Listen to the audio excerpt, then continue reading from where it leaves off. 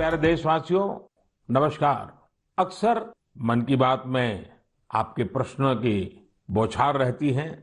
इस बार मैंने सोचा कि कुछ अलग किया जाए। मैं आपसे प्रश्न करूं, तो ध्यान से सुनिए मेरे सवाल। ओलंपिक में इंडिविजुअल गोल्ड जीतने वाला पहला भारतीय कौन था? ओलंपिक के कौन से खेल में भारत ने अब तक सबसे ज्यादा मेडल जीते हैं? ओलंपिक में किस खिलाड़ी ने सबसे ज्यादा पदक जीते हैं? साथियों, आप मुझे जवाब भेजे न भेजे, पर माय गॉव में ओलंपिक्स पर जो क्विज है उसमें प्रश्नों के उत्तर देंगे तो कई सारे इनाम जीतेंगे। ऐसे बहुत सारे प्रश्न माय गॉव के रोड टू टोक्यो क्विज में है। आप रोड टू टोक्यो क्विज में भाग लें। भारत ने पहले कैसा परफॉर्म किया है, हमारी टोक्यो ओलंपिक्स के लिए अब क्या तैयारी है, ये सब खुद जाने और दूसरों को भी बताएं। मैं आप सबसे आग्रह करना चाहता हूं कि आप इस क्विज कंपटीशन में जरूर हिस्सा लीजिए। साथियों, जब बात टोक्यो ओलंपिक्स की हो रही हो तो भला मिल्खा सिंह जी जैसे लीजेंडरी एथलीट को कौन भूल सकता है। कुछ दिन पहले ही कोरोना ने उन्हें हमसे छीन लिया। जब वे अस्पताल में थे तो मुझे उनसे बात करने का अवसर मिला था। बात करते हुए मैंने उनसे आग्रह किया था। मैंने कहा था कि आपने तो 1964 में टोक्यो ओलंपिक्स में भारत का प्रतिनिधित्व किया था, इसलिए इस बार जब हमारे खिलाड़ी ओलंपिक्स के लिए टोक्यो जा रहे हैं तो आपको हमारे एथलीट्स का मनोबल बढ़ाना है, उन्हें अपने संदेश से प्रेरित करना है। वो खेल को लेकर इतना समर्पित और भावुक थे कि बीमारी में भी उन्होंने तुरंत ही इसके लिए हामी भर दी। लेकिन दुर्भाग्य से नियति को कुछ और मंजूर था। मुझे आज भी याद है, 2014 में वो सूरत आए थे। हम लोगों ने एक नाइट मैराथन का उद्घाटन किया था। उस समय उनसे जो गपशप हुई, खेलों के बारे में जो बात हुई, उससे मुझे भी बहुत प्रेरणा मिली थी। हम सब जानते हैं कि मिल्खा सिंह जी का पूरा परिवार स्पोर्ट्स को समर्पित रहा है, भारत का गौरव बढ़ाता रहा है। साथियों, जब टैलेंट, डेडिकेशन, डिटर्मिनेशन और स्पोर्ट्समैन स्पिरिट एक साथ मिलते हैं, तब जाकर कोई चैंपियन बनता है। हमारे देश में तो अधिकांश खिलाड़ी छोटे छोटे शहरों, कस्बों, गांवों से निकल करके आते हैं। टोक्यो जा रहे ओलंपिक दल में भी कई ऐसे खिलाड़ी शामिल हैं जिनका जीवन बहुत प्रेरित करता है।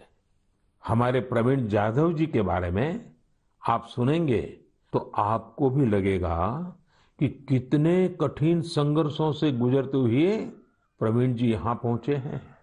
प्रवीण जाधव जी महाराष्ट्र के सातारा जिले के एक गांव के रहने वाले हैं। वो आर्चरी के बेहतरीन खिलाड़ी हैं। उनके माता पिता मजदूरी कर परिवार चलाते हैं और अब उनका बेटा अपना पहला ओलंपिक्स खेलने टोक्यो जा रहा है। ये सिर्फ उनके माता पिता ही नहीं, हम सभी के लिए कितने गौरव की बात है।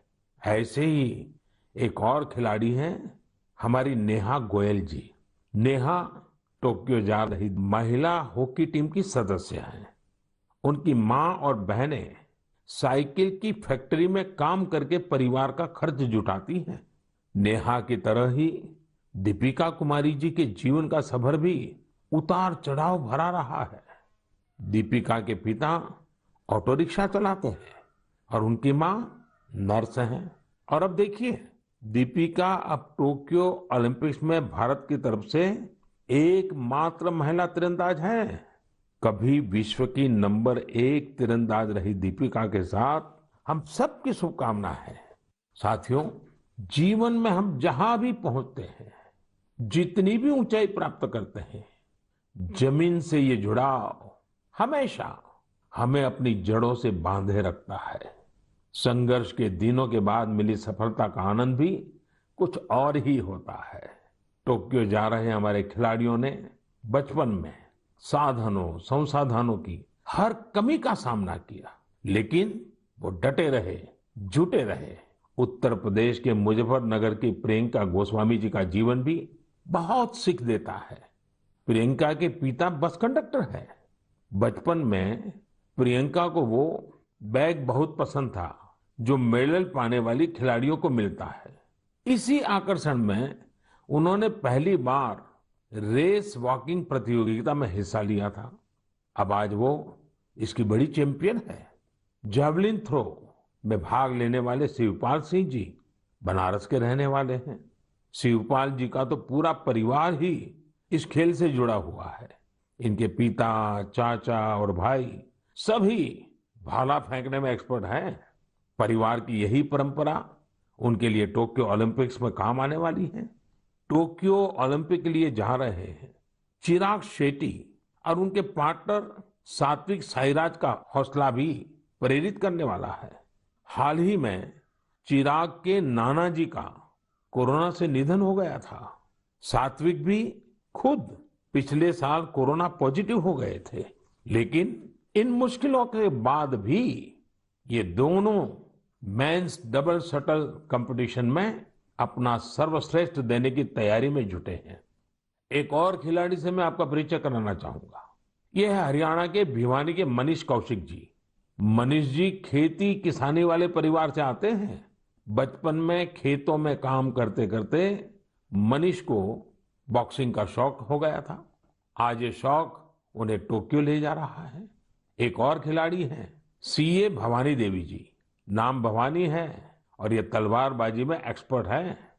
चेन्नई के रहने वाली भवानी पहली भारतीय फेंसर है जिन्होंने ओलंपिक में क्वालिफाई किया है। मैं कहीं पढ़ रहा था कि भवानी जी की ट्रेनिंग जारी रहे, इसके लिए उनकी मां ने अपने गहने तक गिरवी रख दिए थे।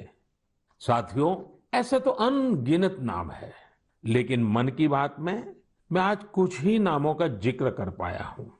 टोक्यो जा रहे हर खिलाड़ी का अपना संघर्ष रहा है, बरसों की मेहनत रही है। वो सिर्फ अपने लिए ही नहीं जा रहे, बल्कि देश के लिए जा रहे हैं। इन खिलाड़ियों को भारत का गौरव भी बढ़ाना है और लोगों का दिल भी जीतना है। और इसलिए मेरे देशवासियों, में आपको भी एक सलाह देना चाहता हूं। हमें जाने अनजाने में भी हमारे इन खिलाड़ियों पर दबाव नहीं बनाना है, बल्कि खुले मन से इनका साथ देना है। हर खिलाड़ी का उत्साह बढ़ाना है। सोशल मीडिया पर आप हैशटैग चीयर फॉर इंडिया के साथ अपने इन खिलाड़ियों को शुभकामनाएं दे सकते हैं। आप कुछ और भी इनोवेटिव करना चाहें तो वो भी जरूर करें। अगर आपको कोई ऐसा आइडिया आता है जो हमारे खिलाड़ियों के लिए देश को मिलकर करना चाहिए, तो वो आप मुझे जरूर भेजिएगा। हम सब मिलकर टोक्यो जाने वाले अपने खिलाड़ियों को सपोर्ट करेंगे। Cheer for India, cheer for India, cheer for India. मेरे प्यारे देशवासियों, कोरोना के खिलाफ हम देशवासियों की लड़ाई जारी है, लेकिन इस लड़ाई में हम सब साथ मिलकर कई असाधारण मुकाम भी हासिल कर रहे हैं। अभी कुछ दिन पहले ही हमारे देश ने एक अभूतपूर्व काम किया है। 21 जून को वैक्सीन अभियान के अगले चरण की शुरुआत हुई और उसी दिन देश ने 86 लाख से ज्यादा लोगों को मुफ्त वैक्सीन लगाने का रिकॉर्ड भी बना दिया। और वो भी एक दिन में। इतनी बड़ी संख्या में भारत सरकार की तरफ से मुफ्त वैक्सीनेशन, और वो भी एक दिन में, स्वाभाविक है इसकी चर्चा भी खूब हुई है। साथियों, एक साल पहले सबके सामने सवाल था कि वैक्सीन कब आएगी। आज हम एक दिन में लाखों लोगों को मेड इन इंडिया वैक्सीन मुफ्त में लगा रहे हैं, और यही तो नए भारत की ताकत है। साथियों, वैक्सीन की सेफ्टी देश के हर नागरिक को मिले, हमें लगातार प्रयास करते रहना है। कई जगहों पर वैक्सीन हेजिटेंसी को खत्म करने के लिए कई संगठन, सिविल सोसाइटी के लोग आगे आए हैं और सब मिलकर के बहुत अच्छा काम कर रहे हैं। चलिए हम भी आज एक गांव में चलते हैं और उन्हीं लोगों से बात करते हैं वैक्सीन के बारे में। मध्य प्रदेश के बैतूल जिले के डुलारिया गांव चलते हैं। हेलो। नमस्कार। नमस्ते जी।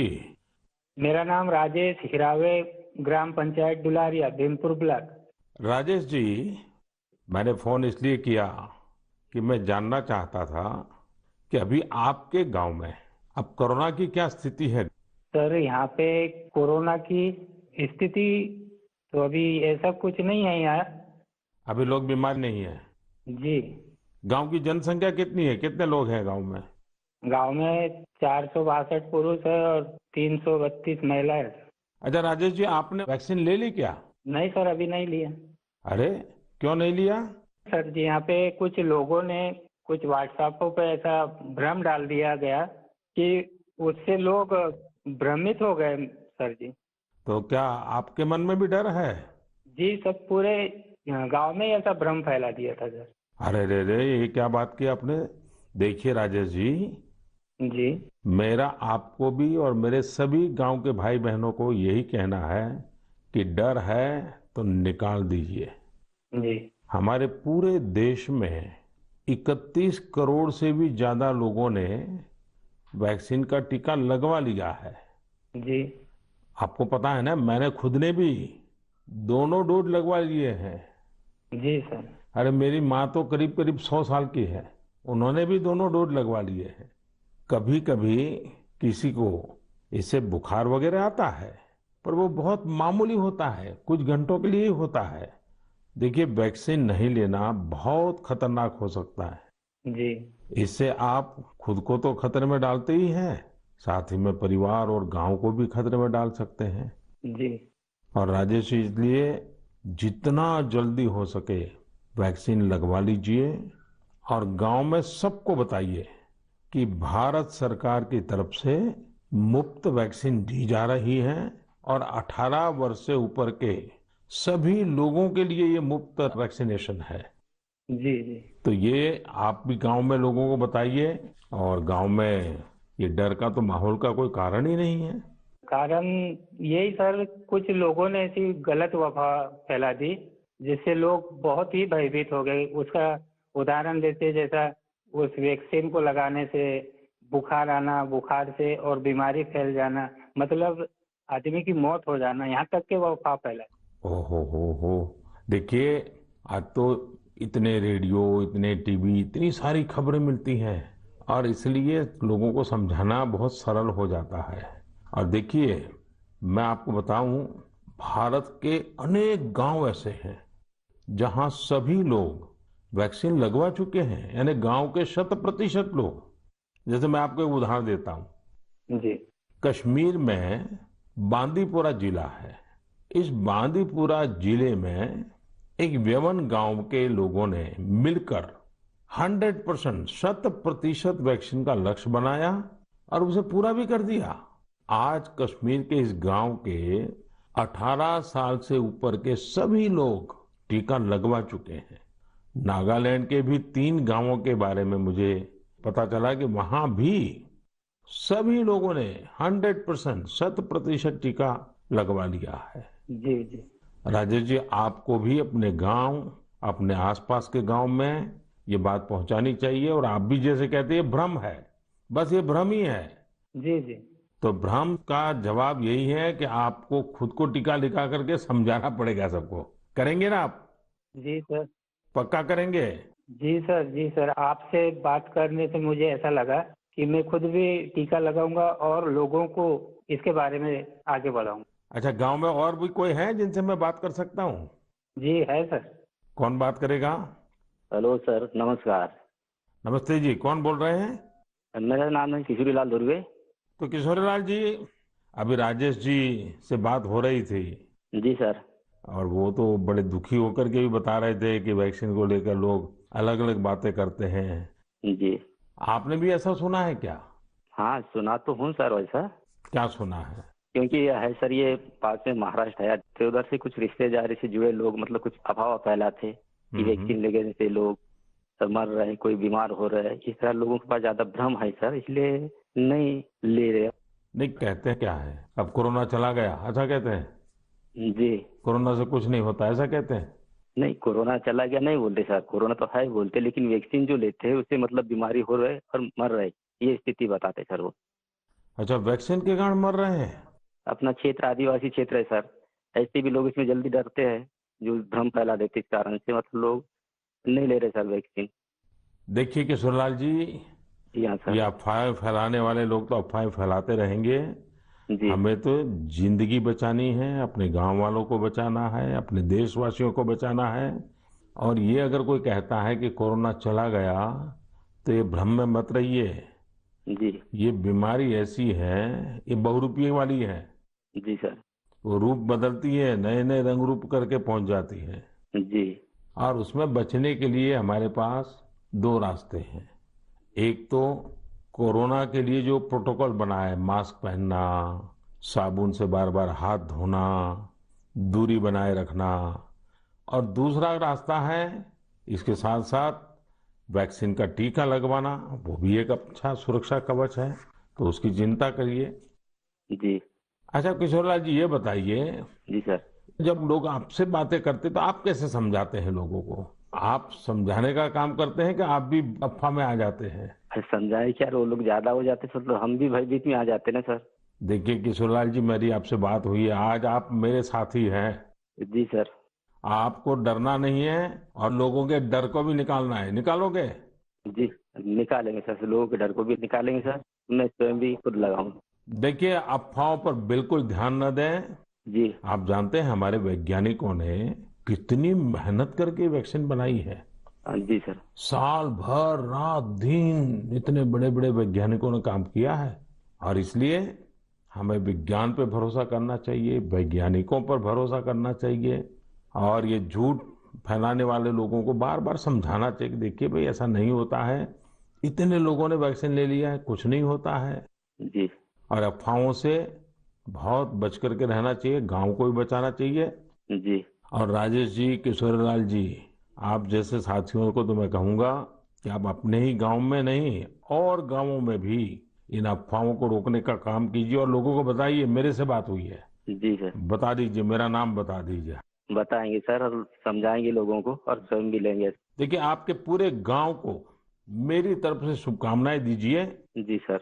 और सभी से कहिए कि जब भी अपना नंबर आए, जी। वैक्सीन जरूर लगवाएं। ठीक है सर। मैं चाहूंगा कि गांव की महिलाओं को, हमारी माताओं बहनों को जी सर। इस काम में ज्यादा से ज्यादा जोड़िए और सक्रियता के साथ उनको साथ रखिए। जी।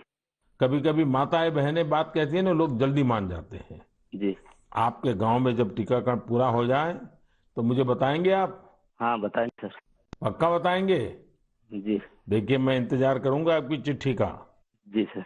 चलिए राजेश जी, किशोर जी, बहुत बहुत धन्यवाद, आपसे बात करने का मौका मिला। धन्यवाद सर, आपने हम बात किया है, बहुत बहुत धन्यवाद आपको भी। साथियों, कभी ना कभी ये विश्व के लिए केस स्टडी का विषय बनेगा कि भारत के गांव के लोगों ने, हमारे वनवासी आदिवासी भाई बहनों ने इस कोरोना काल में किस तरह अपने सामर्थ्य और सूझबूझ का परिचय दिया। गांव के लोगों ने क्वारंटाइन सेंटर बनाए, स्थानीय जरूरतों को देखते हुए कोविड प्रोटोकॉल बनाए। गांव के लोगों ने किसी को भूखा नहीं सोने दिया, खेती का काम भी रुकने नहीं दिया। नजदीक के शहरों में दूध, सब्जियां, ये सब हर रोज पहुंचता रहे, ये भी गांव ने सुनिश्चित किया। यानी खुद को संभाला, औरों को भी संभाला। ऐसे ही हमें वैक्सीनेशन अभियान में भी करते रहना है। हमें जागरूक रहना भी है और जागरूक करना भी है। गांव में हर एक व्यक्ति को वैक्सीन लग जाए, ये हर गांव का लक्ष्य होना चाहिए। याद रखिए, और मैं तो आपको खास रूप से कहना चाहता हूं, आप एक सवाल अपने मन में पूछिए। हर कोई सफल होना चाहता है, लेकिन निर्णायक सफलता का मंत्र क्या है? निर्णायक सफलता का मंत्र है निरंतरता। इसलिए हमें सुस्त नहीं पड़ना है, किसी भ्रांति में नहीं रहना है। हमें सतत प्रयास करते रहना है, कोरोना पर जीत हासिल करनी है। मेरे प्यारे देशवासियों, हमारे देश में अब मानसून का सीजन भी आ गया है। बादल जब बरसते हैं तो केवल हमारे लिए नहीं बरसते, बल्कि बादल आने वाली पीढ़ियों के लिए भी बरसते हैं। बारिश का पानी जमीन में जाकर इकट्ठा भी होता है, जमीन के जल स्तर को भी सुधारता है, और इसलिए मैं जल संरक्षण को देश सेवा का ही एक रूप मानता हूं। आपने भी देखा होगा, हम में से कई लोग इस पुण्य को अपनी जिम्मेदारी मानकर लगे रहे हैं। ऐसे ही एक शख्स हैं उत्तराखंड के पौड़ी गढ़वाल के सच्चिदानंद भारती जी। भारती जी एक शिक्षक हैं और उन्होंने अपने कार्यों से भी लोगों को बहुत अच्छी शिक्षा दी है। आज उनकी मेहनत से ही पौड़ी गढ़वाल के उफरैंखाल क्षेत्र में पानी का बड़ा संकट समाप्त हो गया। जहां लोग पानी के लिए तरसते थे, वहां आज साल भर जल की आपूर्ति हो रही है। साथियों, पहाड़ों में जल संरक्षण का एक पारंपरिक तरीका रहा है, जिसे चाल खाल भी कहा जाता है, यानी पानी जमा करने के लिए बड़ा सा गड्ढा खोदना। इस परंपरा में भारती जी ने कुछ नए तौर तरीकों को जोड़ दिया। उन्होंने लगातार छोटे बड़े तालाब बनवाए। इससे न सिर्फ उफरैंखाल की पहाड़ी हरी भरी हुई, बल्कि लोगों की पेयजल की दिक्कत भी दूर हो गई। आप ये जानकर हैरान रह जाएंगे कि भारती जी ऐसी 30,000 से अधिक जल तलैया बनवा चुके हैं। 30,000। उनका ये भगीरथ कार्य आज भी जारी है और अनेक लोगों को प्रेरणा दे रहे हैं। साथियों, इसी तरह यूपी के बांदा जिले में अंधाव गांव के लोगों ने भी एक अलग ही तरह का प्रयास किया है। उन्होंने अपने अभियान को बड़ा ही दिलचस्प नाम दिया है, खेत का पानी खेत में, गांव का पानी गांव में। इस अभियान के तहत गांव के कई 100 बीघे खेतों में ऊंची ऊंची मेड़ बनाई गई है।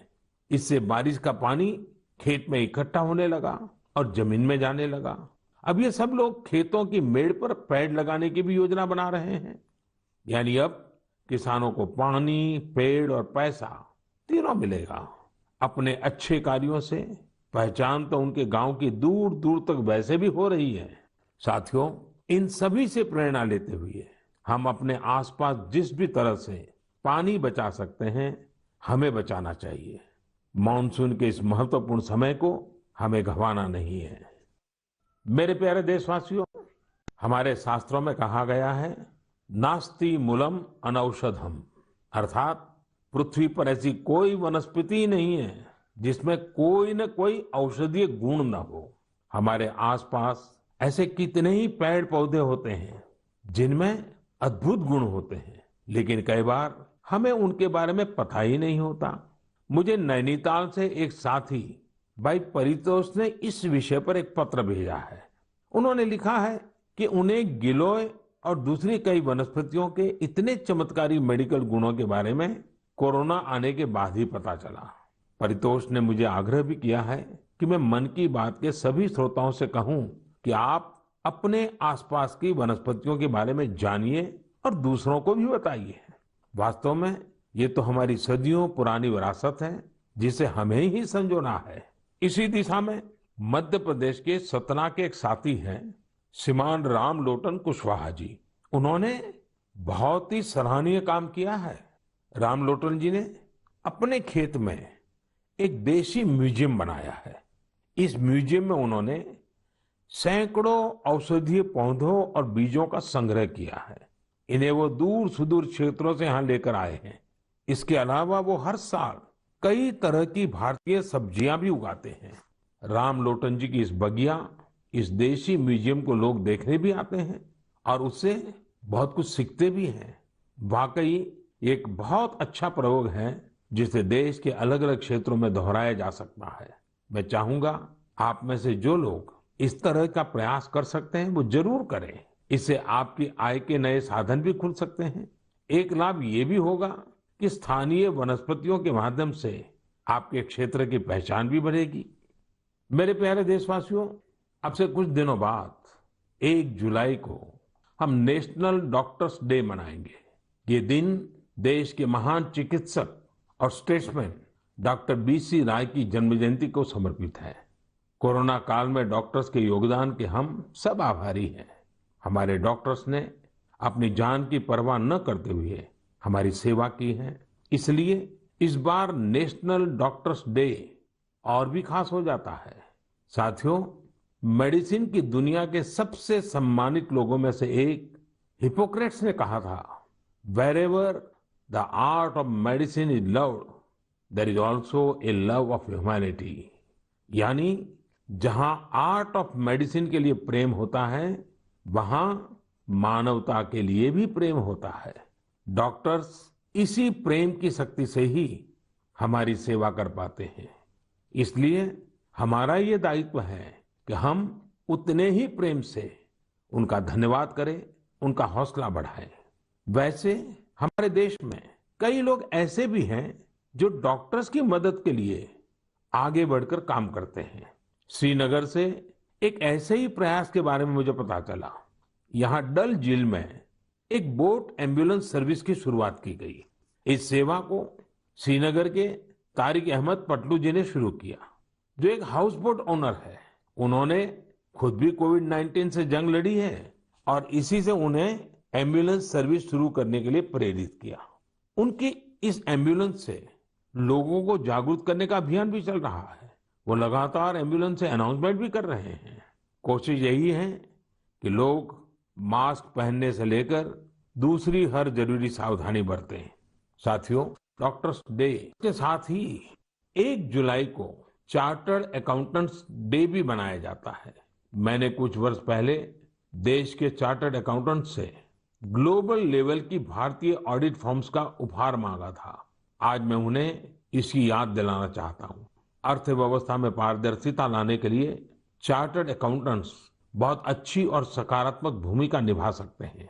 मैं सभी चार्टर्ड अकाउंटेंट्स, उनके परिवार के सदस्यों को अपनी शुभकामनाएं देता हूं। मेरे प्यारे देशवासियों, कोरोना के खिलाफ भारत की लड़ाई की एक बड़ी विशेषता है। इस लड़ाई में देश के हर व्यक्ति ने अपनी भूमिका निभाई है। मैंने मन की बात में अक्सर इसका जिक्र किया है, लेकिन कुछ लोगों को शिकायत भी रहती है कि उनके बारे में उतनी बात नहीं हो पाती है। अनेक लोग, चाहे बैंक स्टाफ हो, टीचर्स हो, छोटे व्यापारी या दुकानदार हो, दुकानों में काम करने वाले लोग हों, रेहड़ी पटरी वाले भाई बहन हो, सिक्योरिटी वॉचमैन या फिर पोस्टमैन और पोस्ट ऑफिस के कर्मचारी, दरअसल यह लिस्ट बहुत ही लंबी है और हर किसी ने अपनी भूमिका निभाई है। शासन प्रशासन में भी कितने ही लोग अलग अलग स्तर पर जुटे रहे हैं। साथियों, आपने संभवतः भारत सरकार में सचिव रहे गुरुप्रसाद महापात्र जी का नाम सुना होगा। मैं आज मन की बात में उनका जिक्र भी करना चाहता हूँ। गुरुप्रसाद जी को कोरोना हो गया था। वो अस्पताल में भर्ती थे और अपना कर्तव्य भी निभा रहे थे। देश में ऑक्सीजन का उत्पादन बढ़े, दूर सुदूर इलाकों तक ऑक्सीजन पहुंचे, इसके लिए उन्होंने दिन रात काम किया। एक तरफ कोर्ट कचहरी का चक्कर, मीडिया का प्रेशर, एक साथ कई मोर्चों पर वो लड़ते रहे। बीमारी के दौरान उन्होंने काम करना बंद नहीं किया। मना करने के बाद भी वो जीत करके ऑक्सीजन पर होने वाली वीडियो कॉन्फ्रेंस में भी शामिल हो जाते थे। देशवासियों की इतनी चिंता थी उन्हें, वो अस्पताल के बेड पर खुद की परवाह किए बिना देश के लोगों तक ऑक्सीजन पहुंचाने के लिए इंतजाम में जुटे रहे। हम सबके लिए दुखद है कि इस कर्मयोगी को भी देश ने खो दिया है। कोरोना ने उन्हें हमसे छीन लिया है। ऐसे अनगिनत लोग हैं जिनकी चर्चा कभी हो नहीं पाई। ऐसे हर व्यक्ति को हमारी श्रद्धांजलि यही होगी कि हम कोविड प्रोटोकॉल का पूरी तरह पालन करें, वैक्सीन जरूर लगवाएं। मेरे प्यारे देशवासियों, मन की बात की सबसे अच्छी बात यह है कि इसमें मुझसे ज्यादा आप सबका योगदान रहता है। अभी मैंने माय गॉव में एक पोस्ट देखी जो चेन्नई के थिरु आर गुरुप्रसाद जी की है। उन्होंने जो लिखा है वो जानकर आपको भी अच्छा लगेगा। उन्होंने लिखा है कि वो मन की बात प्रोग्राम के रेगुलर लिसनर है। गुरुप्रसाद जी की पोस्ट से अब मैं कुछ पंक्तियां कोट कर रहा हूं। उन्होंने लिखा है, जब भी आप तमिलनाडु के बारे में बात करते हैं तो मेरा इंटरेस्ट और भी बढ़ जाता है। आपने तमिल भाषा और तमिल संस्कृति की महानता, तमिल त्योहारों और तमिलनाडु के प्रमुख स्थानों की चर्चा की है।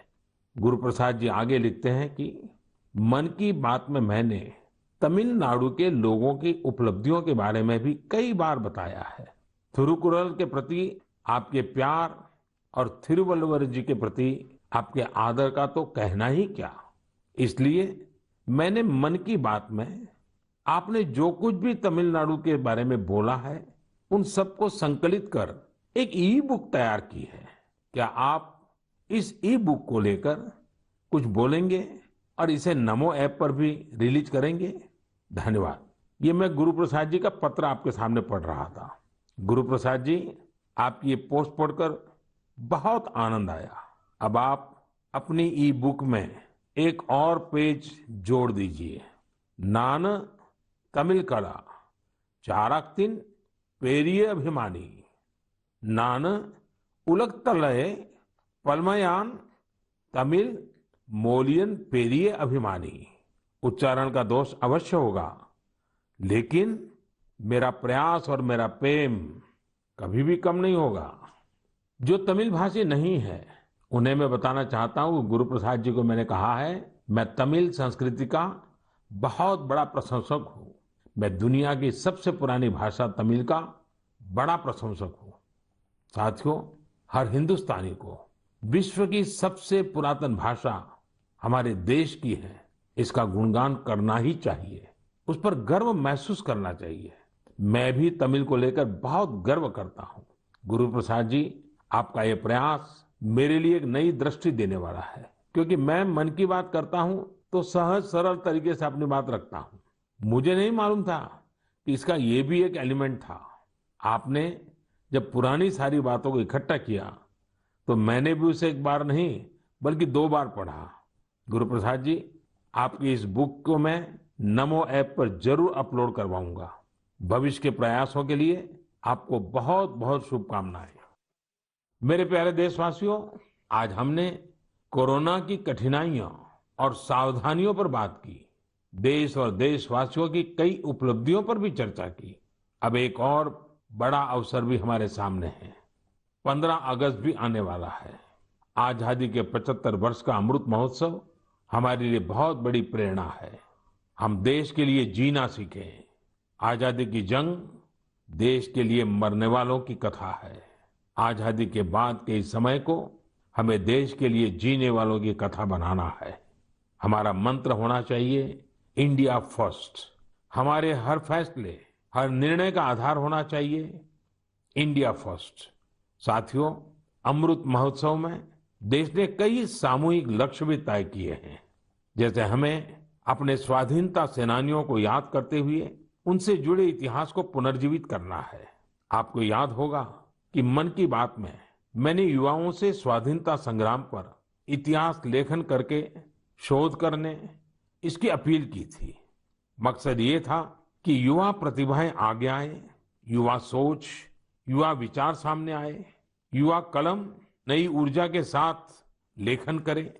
मुझे ये देखकर बहुत अच्छा लगा कि बहुत ही कम समय में 2500 से ज्यादा युवा इस काम को करने के लिए आगे आए हैं। साथियों, दिलचस्प बात यह है, 19वीं 20वीं शताब्दी के जंग की बात तो आमतौर पर होती रहती है, लेकिन खुशी इस बात की है कि 21वीं सदी में जो युवा पैदा हुए हैं, 21वीं सदी में जिनका जन्म हुआ है, ऐसे मेरे नौजवान साथियों ने 19वीं और 20वीं शताब्दी की आजादी की जंग को लोगों के सामने रखने का मोर्चा संभाला है। इन सभी लोगों ने माईगॉव पर इसका पूरा ब्यौरा भेजा है। ये लोग हिंदी, इंग्लिश, तमिल, कन्नड़ा, बांग्ला, तेलुगु, मराठी, मलयालम, गुजराती ऐसी देश की अलग अलग भाषाओं में स्वाधीनता संग्राम पर लिखेंगे। कोई स्वाधीनता संग्राम से जुड़े रहे अपने आसपास के स्थानों की जानकारी जुटा रहा है, तो कोई आदिवासी स्वाधीनता सेनानियों पर किताब लिख रहा है। एक अच्छी शुरुआत है। मेरा आप सभी से अनुरोध है कि अमृत महोत्सव से जैसे भी जुड़ सकते हैं जरूर जुड़े। ये हमारा सौभाग्य है कि हम आजादी के 75 वर्ष के पर्व का साक्षी बन रहे हैं। इसलिए अगली बार जब हम मन की बात में मिलेंगे तो अमृत महोत्सव की और तैयारियों पर भी बात करेंगे। आप सब स्वस्थ रहिए, कोरोना से जुड़े नियमों का पालन करते हुए आगे बढ़िए, अपने नए नए प्रयासों से देश को ऐसे ही गति देते रहिए। इन्हीं शुभकामनाओं के साथ बहुत बहुत धन्यवाद।